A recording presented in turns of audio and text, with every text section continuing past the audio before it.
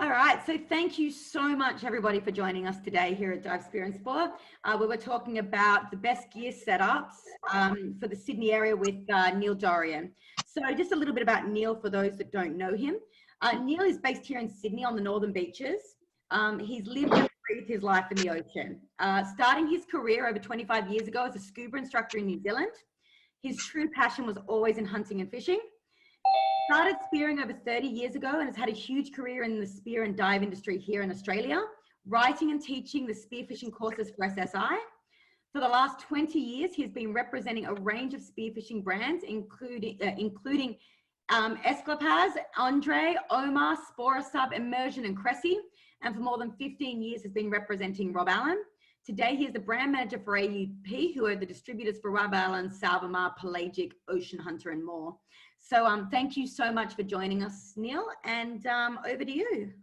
I'm going to mute myself now. Thanks, Carmen, and great to be here. It was a little bit nerve-wracking there for a little bit with my first little webinar trial, but glad to see that technology is all happening. So tonight, I'd like to just cover a few key points initially. So we're going to talk a little bit about safety, spearfishing safety. I think it's pretty important, and I know that Carmen's been promoting this talk to a lot of people that are relatively new to spearfishing, so I wanted to cover the basics of spearfishing safety. Also, I wanted to talk about some of the essential equipment that I would recommend that you look at for Sydney type spearfishing, and then I'll talk a little bit more about some of the specialised stuff as well.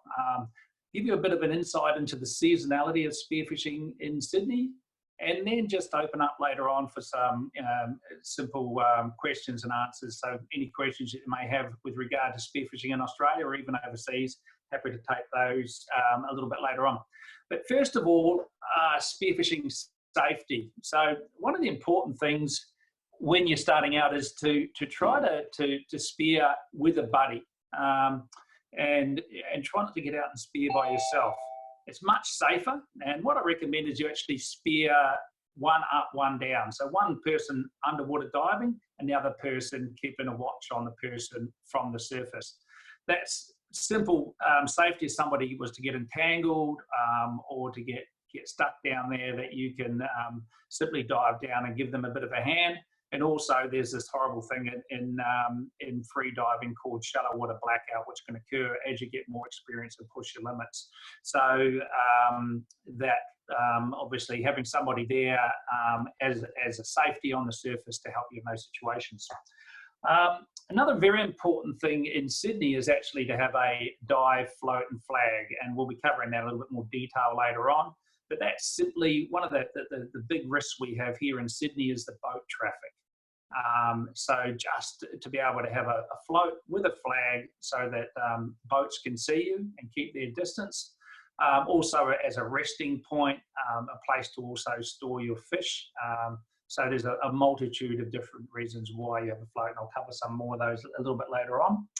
One of the other important things is the spear gun itself, and keeping that safe. So when entering, making sure that the spear gun is unloaded, and upon exiting, also unloading the spear gun before you exit. Also understand that the spear gun can be life-threatening in that if you were to pull the trigger and it could go through your dive buddy or whatever, then it could do massive damage. So always point it away from other divers and point it in a safe area. And if you're not sure, just unload the spear gun. If you're going for crays and that sort of stuff, unload the spear gun and then reload it afterwards. So just a couple of pretty sort of basic safety points, and happy to cover some more of those, a little bit more of detail later on. But look, let's get into a bit of dive gear. And what I've brought along is my own dive tub, and I just wanted to sort of pull out a bit of the basics to give you an understanding of some of the stuff that's essential for diving and what you should look at when you're out there looking to buy something. So first of all, and everybody's face is different, so the mask that I'm about to show you isn't necessarily the right mask for you, but vision is obviously essential underwater, and having a mask that fits you is the most important thing. Secondly, after that is having a mask that gives really good vision and a mask that is quite low volume. Now this mask here is a mask that most scuba divers would use. It's called the Oceanic Shadow, but for my face type, it fits on incredibly well.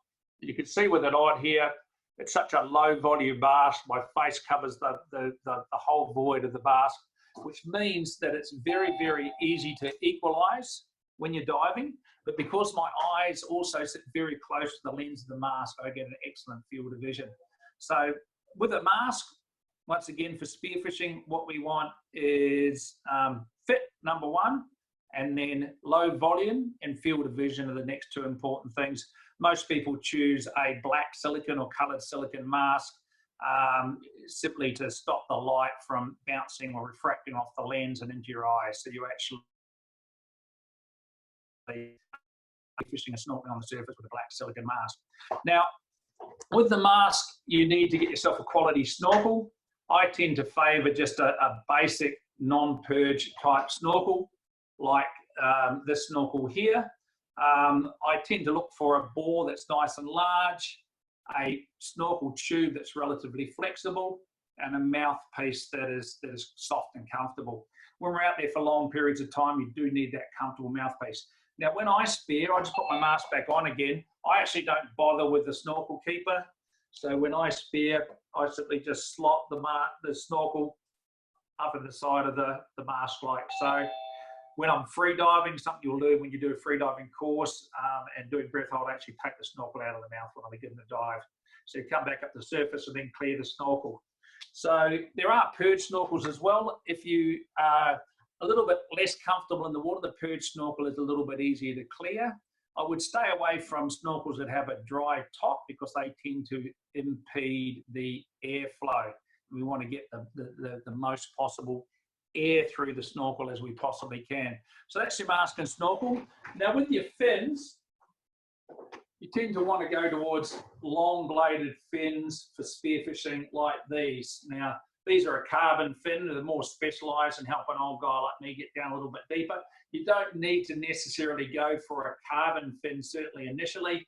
Most people will go for a lower price point fin, something like this fin here from Pelagic and now made by Ocean Hunter. Nice long blade, gives you excellent propulsion to get down. What we're trying to do when we're spearfishing is really just get some speed up to begin our descent.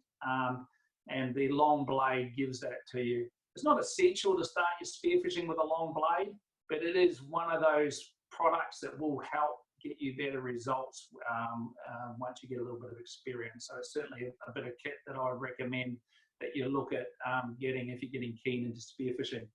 If you're just beginning and you've got a pair of shorter fins or a pair of scuba diving fins, those are certainly fine to start. Now with the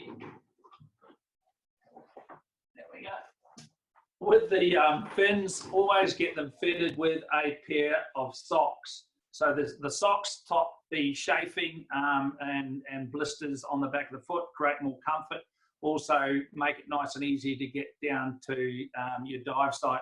Now, what I tend to use when I'm doing shore dives, and we're quite lucky in Sydney because we actually have a lot of great shore diving, is I use the really fashionable croc to actually carry down to my site. I wear those so I don't wear out my socks, and those can actually act as a float as well. If you ever forget your float, the croc actually floats pretty well, and you can use that as an alternative. I've done that once, it worked pretty well.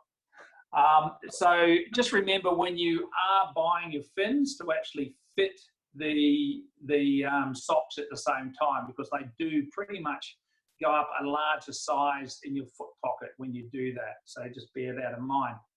Now, with spearfishing, also I recommend that you get a quality spearfishing wetsuit. Now, if you're starting out, a surf suit or some form of neoprene wetsuit, whether it be a scuba diving wetsuit or something similar, will suffice. But as you gain more experience, you're going to want a dedicated spearfishing suit. And it could be something as simple. A lot of people start with just a simple steamer, 3mm steamer for Sydney type conditions. And that's fine for the summer conditions. But once you get into winter, you tend to want a warmer suit. Typically, we use a 2-piece suit. I'll just grab you one of those from over here.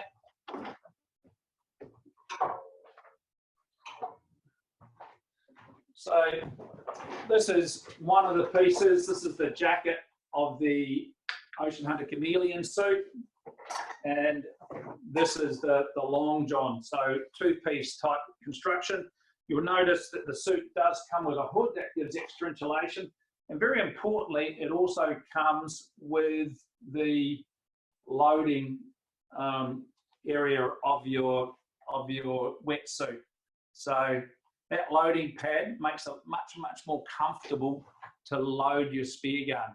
I really recommend that you can actually get one of those aftermarket, or get a wetsuit that does have the loading pad on the chest. Now that's the area that we load the spear gun. If you're not loading the spear gun on the chest, then you will be struggling to load the spear gun. There is a technique with that, and drop into Dive Spear and Sport or your local store and seek some instruction on how to load the spear gun. You definitely load it on the chest area, and that's what it's there for. Now, as you gain more experience, people typically then start to look at other forms of camo, and this suit here is called the Crypsis from Salvimar, and it's got an amazing camo. You basically disappear under the water with it, so if you've got a reasonable breath hold. One form of spearfishing that we do a lot here in Sydney is what we call ambush type spearfishing, where we take a reasonable breath at the surface, get down in amongst the weed or the rocky outcrops, and basically sit and wait for the fish to come to you. And you're ambushed, in this case, like a wobbegong shark just waiting there on the bottom. You'll notice this suit has the loading pad built into it as well. And inside this suit has what we call an open cell neoprene. An open cell is really simply just a raw neoprene. And this is where it's a little bit more specialized, because you actually have to lubricate the open cell to get into the suit. You are a lot warmer as a result of getting no water flow through this type of suit, and you can get away with wearing a thinner suit, but it is a lot more fragile than a standard suit. So I'd recommend, if you're relatively inexperienced, that you start with a two-piece suit like the Ocean Hunter, which is really high stretch. It's double lined, so it's more durable, and then you move towards something like an open cell suit once you're keener, more experienced, and willing to put up with lubricating the suit prior to getting into it.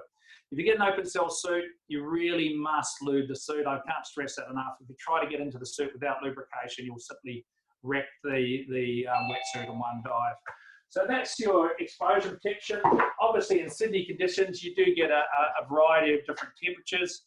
I typically dive with a two-piece 3 mil, 3.5 mil suit during the summer, and probably only for a couple of the months of the year do I move to a 5 mil, because I'm getting a little bit softer in my old age.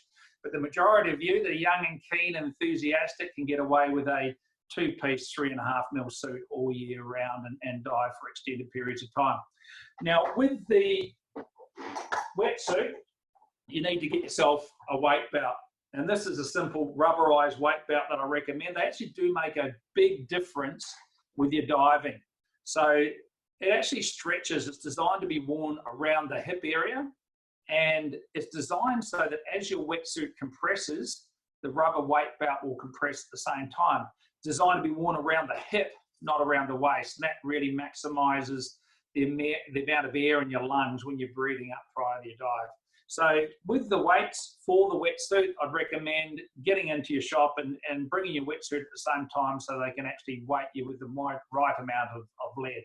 We are starting to move into some slightly cooler conditions now. So if you've got yourself a relatively thin surf suit and you're really falling in love with spearfishing, now's your time to maybe look at getting yourself a better quality suit to get yourself through those winter type conditions where we start to get good crayfish and some other species of quality fish like snapper and everything, and bream become a little bit more abundant. So let's move into some of the other bits of kit which we said we'd talk about tonight. And the first one I'll talk about is the, and obviously another essential piece of kit is the spear gun. So I'm assuming that a lot of you have used a hand spear, and we're moving to our next phase of spearfishing, which is your spear gun. So with a spear gun, there's lots of different shapes and sizes. I would recommend, and different models, I'd recommend in Sydney that you start, if you're starting with your spear gun, looking at a length of a spear gun around 800 up to around 1,000 millimeters in length, or 1 meter in length. The reason being, it's nice and easy to maneuver a shorter spear gun. If you get yourself a quality spear gun, even if your initial one, you'll always find a spot on any dive for a shorter type spear gun. A lot of people ask me, what's the ideal length spear gun to buy? And really, the answer to that is it's totally dependent on the type of conditions that you're diving. If you're starting out, I recommend more inshore type of conditions where you have a lot more water movement and often you don't have the visibility. So in that instance, I recommend a shorter gun. It's easier to load and easier to learn with. As you get more experience and you target larger fish further offshore, like kingfish, and we just went out on the weekend after dolphin fish, then you typically start looking at longer guns. So you might end up with a spear gun, say like a Rob Allen, where you start out with a 900, and then you might buy a 1.1, and then you might buy a 1.3 for your tropical sort of diving. So once we get keen with spearfishing, we do tend to end out with an arsenal of spear guns.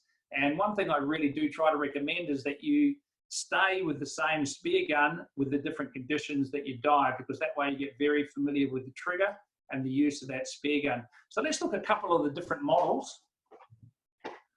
And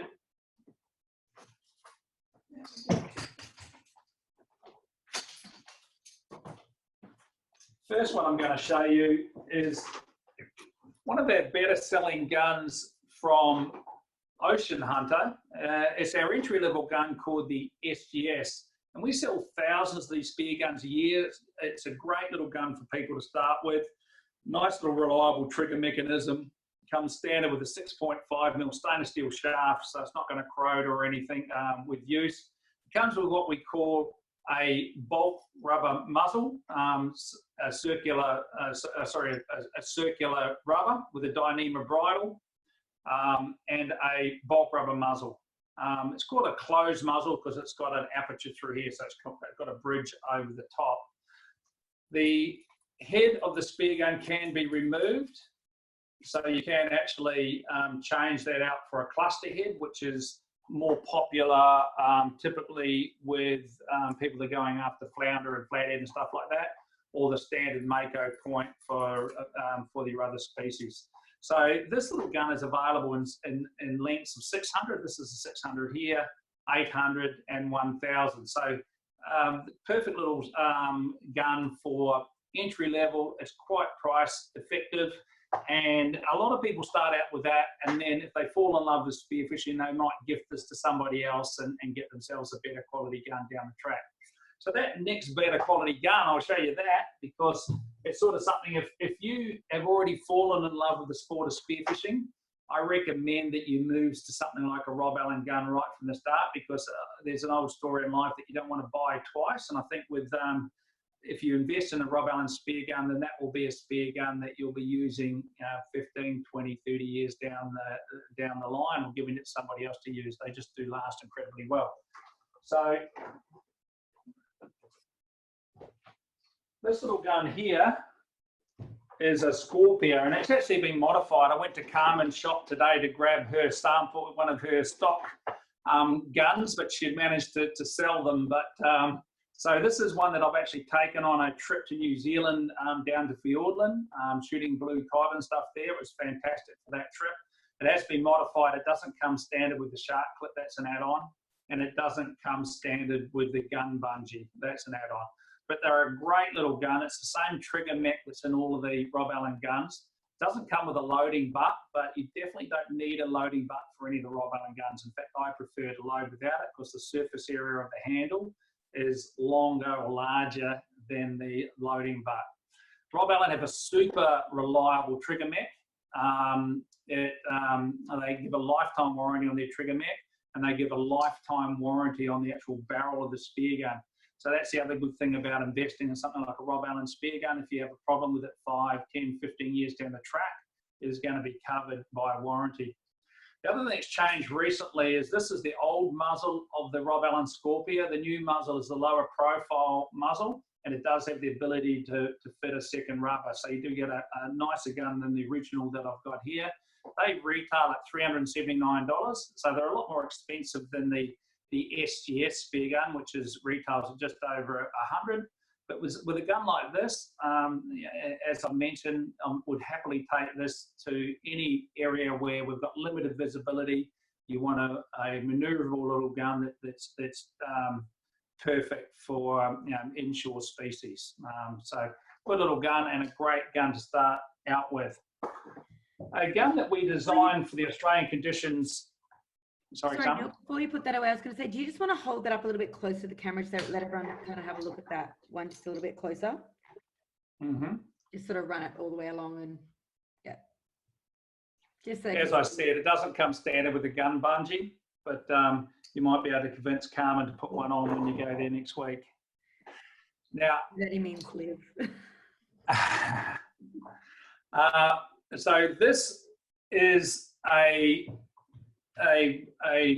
Sparrow Evo Spear Gun from Rob Allen, and we designed this spear gun pretty much for Sydney type conditions. What we're finding was a lot of people were struggling to load the Rob Allen Sparrow as we previously had it with 16mm rubbers, and they're quite short, and they were certainly struggling to load the Rob Allen Tuna Spear Gun. So we've done a couple of things with the design of the guns. Is we've actually increased the Rob Allen rubber length for Australian conditions by 5 centimetres. We've got a lot of youth taking up the sport, and a lot of people were struggling to load the spear guns. We also have added twin 14mm rubbers to the Sparrow Evo. So this is a great gun for somebody that's starting out because it is quite easy to load with a single 14. It's great for inshore conditions, going in rocky headlands, going through spearing in caves, that sort of thing. And if you want more power, you simply load the second rubber and you've got enough power for kingfish, jewfish, all those types of species as well. Oh, did I lose you there, Carmen? My screen blacked out. So this gun comes with a camo barrel, comes standard with that gun bungee that I was talking about before. Now the gun bungee does a couple of things. First of all, it makes it a lot easier to put your monofilament onto your line release here. But secondly, if you're to spear a fish, I'll just pull this down to show you a little bit easier. If you're to spear a fish and the shaft goes through the head and it's hard to pull the shaft out, then you this little snap clip here, you undo that and you pull the mono back through the fish. So it does two essential things. Now this little muzzle here is the low profile muzzle that I was talking about that's now on the Scorpio spear guns as well. So it easily fits 2 rubbers. It can fit 2 rubbers in 14, 16 or even 20mm if you wanted to go crazy with that. Now the shaft that Rob Allen comes with is a 7mm shaft. It's a spring steel material. So one thing you need to be aware of with Rob Allen shafts is you do need to wash out the spear gun after use because it can rust. But the reason they use spring steel coated with a zinc coating is that it's structurally a lot stronger than stainless steel, so it doesn't bend anywhere near as easily. The shaft is also designed to take a set, so the flopper, once it goes through the fish, will take a set and won't close. Try to get them the right camera angle. So if the fish is vibrating around, that flopper will stay in that open position, won't close off, and you'll manage to land the fish. The handle is the same trigger mech that's on the Scorpio, but it does have the loading butt, which some people prefer, and it does come standard with that shark clip, which is what you actually connect the float line to, which I'm going to go through in a second with you guys. So this is a Sparrow Evo. It's available in 800, 900, 1000 up to 1.4 in 10 centimeter barrel increments. So if you were spearing, say, in the tropics, you'd go with a 1.3 or 1.4 if you're spearing offshore. Spearing off Sydney and spearing inshore in water visibility that isn't as good, 90 to 100 would be a perfect length to start. My favourite gun length for Sydney as an all-rounder is a 1.1, and I'll show you my gun setup a little bit later. But this is the Sparrow Evo. It retails for $499, I think, Carmen. But Very popular. In fact, it's our best-selling spear gun that we have in Australia. Now, for those of you that are looking at a gun that's got a little bit more power, a popular option is the Tuner Pro. So it has similar features to the Sparrow, except you've got a 7.5mm shaft, so slightly thicker, handle heavier weight, heavy bodied fish. Also comes as what we call an open muzzle. So the muzzle is open here so that the shaft, when you're lining up the fish, you're lining directly down the shaft. A little bit easier to aim, particularly on larger fish. And it also comes with twin 16mm rubbers. So if you're definitely targeting bigger, heavy body fish, kingfish, jewfish, that sort of stuff, then I would recommend that you look at the Tuner Pro as an alternative to the Sparrow Spear Gun. I'll quickly show you my little setup as well. So this is the carbon spear gun. So this is similar to the Tuner. I use it for majority of my diving in Sydney and also when I'm in New Zealand. I do quite a bit of snapper snooping when I'm in New Zealand, so it has a reel fitted. If you're diving with a reel, I think it is a more advanced skill, so I wouldn't recommend somebody starting out initially using a reel. You would use a standard rig line. As I mentioned before, I don't like the gun butt, so I haven't got that set up. This is a carbon barrel, so really lightweight and maneuverable. And as I mentioned before, I really like these twin 14mm rubbers. So I've got twin 14s on that, and I use the open muzzle. So it was a custom gun that Rob Allen made for me. Now you'll notice from a safety perspective that all of the spear guns that I'm handling also have that little rubber tip on them. So I tend to try to always put those on my spear gun, whether it's in the boat or wherever I'm traveling. And then I'll put that little bit of rubber up the sleeve of my suit as I'm diving. If you haven't got that on you, then you're traveling around a rocky headland or something with a sharp point of the spear gun, put your snorkel over the tip. People do feel a little bit comfortable when they see that you're behaving a little bit more cautiously with a spear gun. So moving on to the float system. So there's a lot of different options with floats, and it's really dependent on the type of diving that you're doing. I recommend if you're starting out, you go towards a simple little float like the Ocean Hunter float here. So this is just a simple foam torpedo float. So the idea of being foam is that if the fish pulls down the float, it still maintains the buoyancy. It does have a keel here to keep it upright, and of course the alpha flag so boats can see you easily and keep their distance. So a couple of reasons, as I mentioned before, the safety of the boat, also as a resting platform, and also designed to keep the fish at the float end and not close to the diver for a safety perspective if there's sharks and stuff around. You'll notice with the float, you've got a shark clip here, which connects to your float line. And then at the rear of the float, you've got another little toggle which you can connect.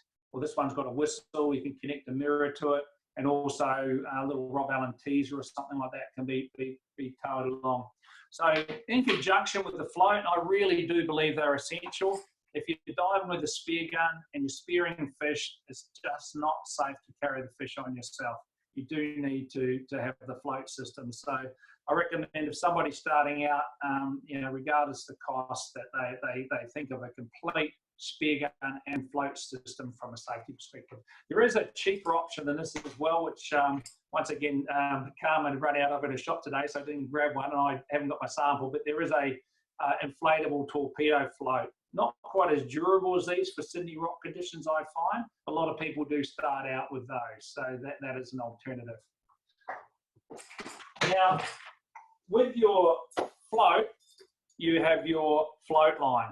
And the float line is really an integral part of connecting your spear gun to the float.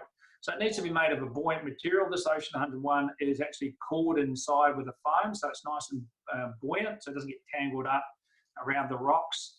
And if your float actually gets pushed up onto rocks, this buoyant material will simply come back up when the next wave comes along and enable you to pull your float back off. This little thing here is called the speed needle. If you're not familiar with this, this actually connects to the handle of the gun. So we've got the gun here, and the speed needle simply connects to there. And then the other end of the float line, this here connects to the sharp clip on your float. So the speed needle is designed for when you spear a fish and you kill it, you then undo the speed needle here, you push the speed needle up through the gill of the fish and out through the mouth. And that way the fish will simply slide all the way down the float rope to the float as you're swimming along. Now at this end, we've got what we call a speed rig, and the idea of this is, so I get this right angle, is that it's got a little flopper on it. So as the fish go over this flopper, they sit on this last meter of speed rig. And the idea is that that is a coated wire trace. If Mr. Sharky was to come along and decide to eat your fish, well, he would eat your fish, but he wouldn't chew through your float rope. Not very common in Sydney, but we are getting you know, a lot of small bronze whalers and stuff like that off some of the beach headlands nowadays. So you will see them from time to time, and they can be a little bit of a pest. So that's the idea of that. Now, as far as the length of the float rope goes, it's really dependent on the type of diver that you are and the depth that you're diving. So if you're a 10-meter diver, I would suggest that you would get a 15-meter float rope. If you're a 20-meter diver, I would suggest you get a 25-meter float rope. Don't get a float rope that's ridiculously long, because you just lose control of it and you end up with it on the rocks all the time. So just bear that in mind. That little red one that I had there, I use that for inshore conditions. It's 15 meters long, so it's perfect for around any rocky headlands, etc. Now, that's your sort of essentials. Sorry, there's one other thing, which is essential, and that's your knife. So this is the knife that I use. It's Rob Allen knife. I actually wear that on my arm because I find for blue water species and stuff like that, when you need to actually kill them, it's easier to reach the knife on your arm. So it's just a low profile knife, which is quite rusty now. Need to wash it more regularly. That's a reasonably expensive knife, but you can get something like this one here from Ocean Hunter, a little redback knife, can be worn on your arm or your leg, and it's simply got a 304 stainless steel, so it doesn't rust very easily, and it's got a simple locking mechanism on the knife. Not quite well priced. So there's a variety of different knives. Most people to start with tend to lose a few, so they tend to go towards a cheaper option until they get a knife that they don't lose and can buy with confidence and have it for a few years. So that's essential just from an entanglement perspective, but also obviously with spearfishing, once you've speared a fish, if you haven't killed it, to dispatch it reasonably quickly. So that's the essentials. Now, as far as the seasonality of spearing goes in Sydney, I tend to find from around about September, we tend to get our large number of crays through. You can get them all year round, but around Father's Day is typically from there on through for the next month or so, you get your biggest numbers of crays.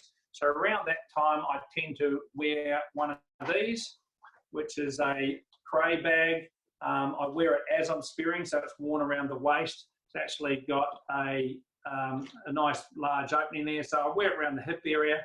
This is a mesh that drains really quickly, so it does hinder you a little bit with diving, but not too much. But if you want to spear and get a crayfish at the same time, then it's a great way to go. In that, I've simply got a little cray measuring device, and something you do need to be a bit cautious of, because you're not really allowed to spear with a torch, but when you're going for crays, a torch is invaluable. They make a really, really big difference to being able to find them. They can hide quite well, and you'll find you'll probably triple your opportunity of getting a crayfish by diving with the torch. Yeah, there are a few around at the moment. In fact, I heard over the weekend that a couple of people got southern crays, which are normally found just down in around Victoria and South Australia. So they're the big red crays, and there was a couple of those caught off the Sydney area over the weekend, which is pretty cool. Now, the other thing that I like to take, whether I'm shore diving or out on my boat, is this little guy here, which is the Rob Allen bait ball flasher. And it is a little device which is a little buoyant float.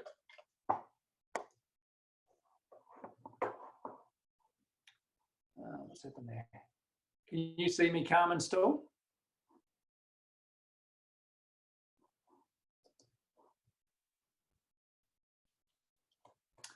Hopefully you can still see me. Carmen will get back. We can see you. Yeah, sorry, I just had a big D on the screen. Okay, so take out your bait ball flasher.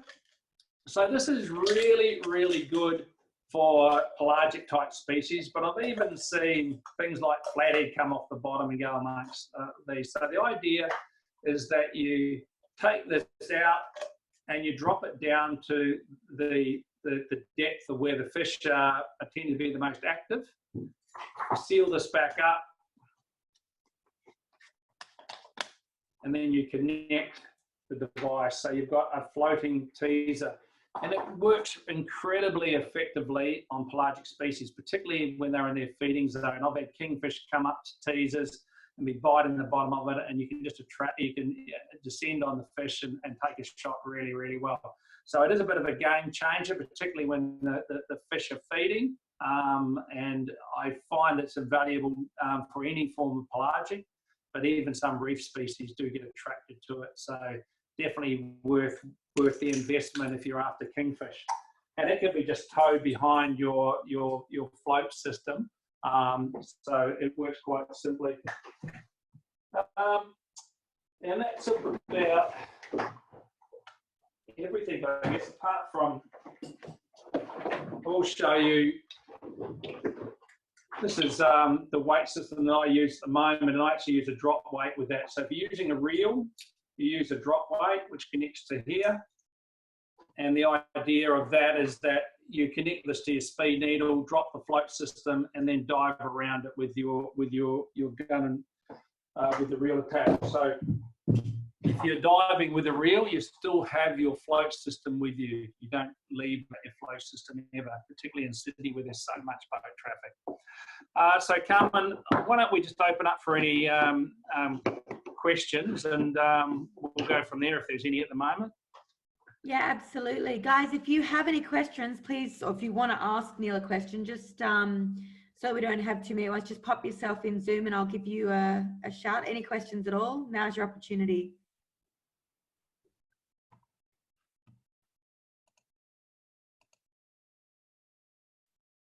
Got anyone? You're not being shy. Happy to talk about any of the sort of local species and stuff as well. I do have one. So John, could you please, John, do you want to unmute yourself and maybe ask? No? Yep. Yeah, sure. So can you hear me all right? Yep, perfect. Yep.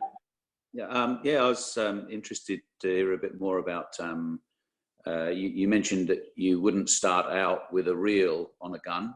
I think you mentioned you'd put mono on there or something. Could you explain a bit more about how that works? Because I've only ever seen them with reels before. Yeah, so typically if you're starting out, I don't recommend that you start out with a reel. And the reason is that you can lose control of the fish too easily, particularly if it's something like a kingfish, diving with a reel. You can also get issues with them entangling. And what can happen is people can try to drag the fish to the surface with the reel entangled and pose the risk of shallow water blackout. So there are further risks involved with the reel. So I would start your spearfishing without the reel attached at all. And if you decide down the track that you want to dive with a reel setup, you can simply buy a Rob Allen reel, or any of the other aftermarket brands have got reels that can be attached, and you can rig up the gun with a reel at that stage. But if you're starting out, I just recommend you just start out with a basic spear gun, which has got your shooting line attached to the gun, but not attached to the reel, and you use that float system. So the idea is if you were to spear a big fish like a kingfish, you would let go of the spear gun and let the float line sort of roll along your shoulder as you swim to the surface, and then you fight the fish from the float and pull it in that way. Does that answer the question? Yeah, I think so. So there's a line that is attached from the spear gun to the spear, but it just isn't on a reel. Is that what you're saying? Correct. Yeah, exactly. And then the gun itself is attached to my float line, but I'm not. Yeah, correct. Yeah. And that way it's quite safe. If you spear a bigger fish and you lose control, you let go of your gun, but it's still connected to the float. You get to the surface, take a big breath, and then fight the fish from your float and pull it in from there. So your shooting line connected to is connected directly to the gun bungee, connected to your gun, and then the back of the gun, as I've shown before, is connected via the speed needle to your float line and to your float that way. Perfect. That makes a lot of sense. Thanks. No worries. All right, the next person up is Macca. Macca, do you want to unmute yourself and ask Neil? Is that working? Yeah, perfect. Shoot, mate. Hi, Neil. Hey, Macca. Sorry, I'm just working away at the moment. But yeah, I just had a few questions on your snapper snooping and a few hunting techniques, that sort of thing. Going after your kingfish as well. What do you sort of look for current-wise and that sort of thing? Yeah, sure. So they're a little bit different, those two species, but typically with kingfish off Sydney, there's a couple of really good times of the year you can go. I mean, there's still reasonable kingfish around at the moment. Typically your real big ones sort of late September, beginning of October, you get your run of really big ones through. You tend to look for, they tend to run along the coast when they first run through or run down the coast of Sydney. So they come in quite shallow, and any sort of rocky headland, you'll come across them if you dive consistently enough. But outside of that, you then tend to look for bait and look for water movement. If there's bait around, then the kingfish will be feeding on that bait.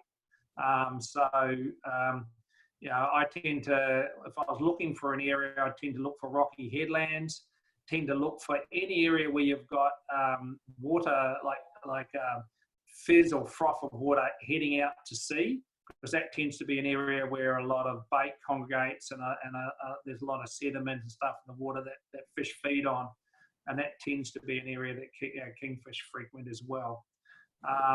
So with kingfish, it's a matter of just putting in the time.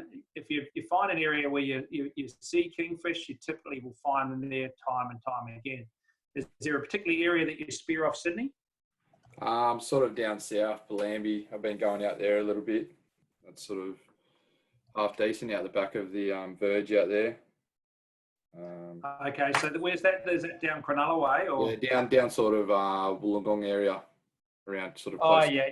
I don't really spear that area that much, but I go down to the banks, which is further south around Currawong, and that's awesome for kingfish. Yep.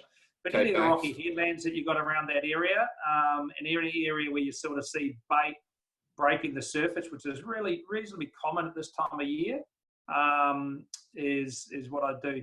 As far as snapper snooping, it's a little bit harder here in Australia than it is in New Zealand. When you hear snooping, a lot of Kiwi spear fishermen love doing that in New Zealand, where there's an abundance of snapper, and they tend to come into the calmer areas at night to rest. So what you do with snapper snooping is you do it the last hour of light and the first couple of hours in the morning. And you basically really slowly cover all of the shallow ground, and you look over every single little rock or every single edge or ledge that there is, and they can be in incredibly shallow water. And you basically carefully peer over every little ledge that you think a fish will be with, and you pull your spear gun back so that it's sort of at shoulder level as you're peering over. And if the fish is there, they tend to sort of be asleep, and you just carefully put the spear gun over and spear them. It's quite a cool way to spear. It can be very rewarding, but it can also be very frustrating. In Australia, I've tended to not had a lot of success with snapper, but have found them in long reef and places like that, and tended to use more of an ambush type technique where you dive down with a reel, find some cover, and sit and wait. So you need a reasonable breath hold for that. The other technique that works really well for kingfish is to burley. And I know down in Wollongong area, some people are having some good success at the moment down there, finding an area where there are snapper regularly and burling in that spot. Typically find a place where the sun's going to be behind you, and put the burley station down on a sort of rocky ledge at the bottom, and then you come from above and peer down at the fish below and spear them that way.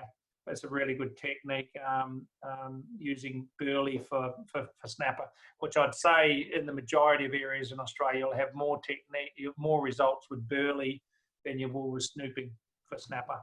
Yeah, okay. Thanks for that. Appreciate it. No worries. All right. Next question is from Jesse. He's just asked me if I can read this one out. So he's just asked, is a 1200 a good size gun for kingies? He said it seems the 1000 to the 1100 is good for reef and 1300 plus for offshore. Mm-hmm. Yeah, look, yeah, I used to use 1200 a lot in Sydney. I've gone down to 1100 for no real reason that I can think of, but yeah, I think 1200 is a really good size gun for kingfish, and quite a good size for Sydney as well. It's probably getting on the longer side for inshore, where you get a bit of water movement, because it's often a little bit harder to track the fish with a longer gun. But certainly for sort of deeper water, say off wide, off long reef and places like that, a 1.2 is a really good size. Gives you a little bit more power, so it gives you a little bit more confidence to take slightly longer shots than the 1.1 as well. So yeah, no issues at all with the 1.2. As I was mentioning before, and I guess I'm in sales, so it sounds like I'm sort of wanting you to buy a few guns, but you typically do find that if you get into spearfishing, that you do end up with a couple of different size spear guns. And there's no problem with that, because you'll always find a place for each of them. Typically, when I go out in my boat, I take up to 3 spear guns, and might go out to the fads and use a 1.3, use my 1.1 for most of my inshore type stuff. And I'm just trialing out a 1 meter roller as well, with varying success at the moment, but trying to get into the roller guns. So, there's no problem with as an all-rounder for Sydney. 1.2 would be fine, but maybe a little bit harder inshore with that length. Awesome. That all good, Jesse? Just let me know if that's answered your question through the chat. Just give him a minute. All right, and the next, it's all good. Jesse, if you have any more questions around that, we'll come back to you, okay? The next question is from, is it Quackius? Do you want to unmute yourself, mate? You here? Quackius, you there? I might unmute you if you're all good, mate. Hello? No, I think he said he has no microphone. I think he had a little. All good. I'll oh, sorry, I just saw that. Sorry, mate. Yeah, okay, so his question is well, I've just got to find it. Bear with me 1 second. He said his mate uses a gun. Sorry, his mate uses a spear gun that uses the air to fire, so a pneumatic. Do you recommend this for a beginner? Yeah, it's interesting. There's a couple of people starting to use pneumatic spear guns again in local diving, and pneumatic spear guns are incredibly accurate and can be super powerful as well. They typically require a little bit more in the way of maintenance and looking after them.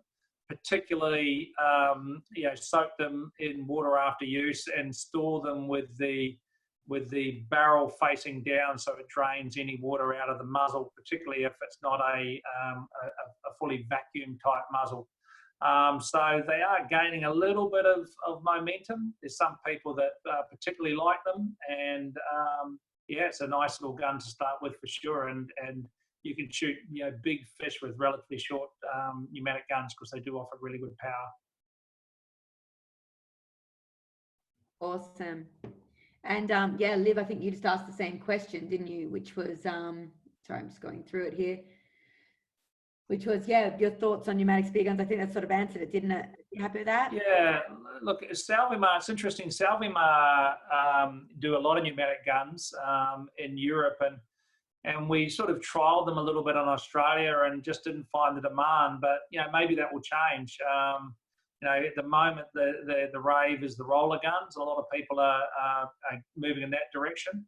But it's not to say that, you know, there won't be a market for pneumatic guns down the track. And if there is, then, you know, we've got the perfect brand in Salvimar because they pretty much manufacture most of the metal components for most of the pneumatic guns globally. So they're a bit of a leader in that field. But at the moment, we haven't been focusing too much on pneumatic guns simply because we, I guess, have so much popularity in the rubber guns and not a lot of demand at the moment for pneumatic spear guns. Awesome. Do we have any more questions, guys? I think that's all the ones I've got in the chat now. Anybody else? No stupid questions. Please feel free to ask. Natalie about a Picasso. Oh, Natalie, I'm sorry. There was two. I apologize. Yeah, we did. Natalie had asked, thanks so much, Liv. She asked that she was looking at a Picasso Cobra 60 as her first gun. What do you think? So a 60 is on the smaller side of what I'd recommend for Sydney type conditions. But if you are spearing in around rocks and caves and that sort of stuff, then a 60 is certainly an adequate gun. So it's a good one a good length as far as maneuverability. It would be really good for inshore conditions where it's quite fizzy and wavy, which is a great place to start. And one thing I didn't mention before, if you want to get results initially, I recommend that you actually find a location where there is a little bit of froth and fizz in the water heading out to sea, and just dive down in that spot with your spear gun extended out and just lay in wait. And you'll often get ludwig and brim and stuff like that in that wash. So it is a great place to dive. And because you've got limited visibility, the fish do come in really close. So a gun like a 60 centimetre in those type of conditions will be more than adequate. But if they get into anything further offshore, you'll need to get a longer gun. Awesome. Natalie says, thank you.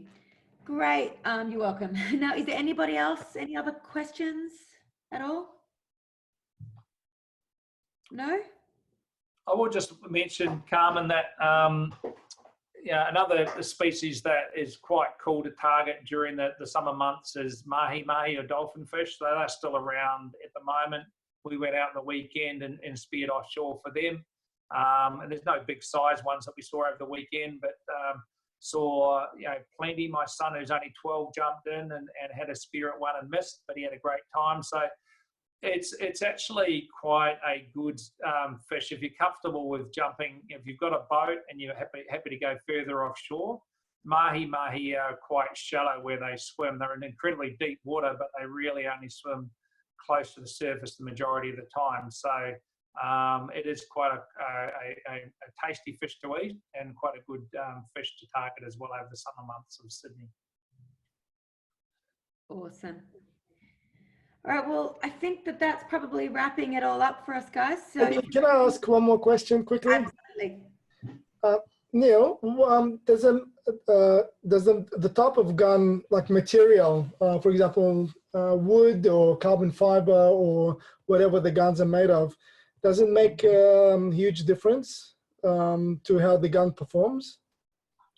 Well, if you're going after blue water species where you tend to power up the gun a lot more with multiple bands, then a lot of people prefer carbon or wood, which is denser and less flexibility and can help in the recoil. But more recently, we have been bringing out a different form of gun, which is called a roller gun, which is kind of a little bit more like a compound bow where you've got the rubber running underneath the spear gun as well. And we're finding that they give excellent power. In fact, a 1 meter roller gun gives the same power as a 1.4 conventional spear gun. So there is a bit of a direction towards people going towards the roller guns for the pelagic type species. And what happens with the roller gun, because you've got the rubber underneath as well as on the top, when you pull a trigger, your recoil is almost nullified. You don't get much recoil at all. Yeah, to answer your question, wood and carbon has got its benefits, certainly with multiple bands and further offshore type spearfishing. But for somebody starting out, I wouldn't necessarily recommend having to go to those type of materials. They could just go with a normal aluminium type barrel, which is a lower cost and still get really good results. Awesome. Thanks, mate. No worries, Samir. Great. Well, I think that probably wraps it up. Unless there's any last questions, feel free to unmute and speak up. No?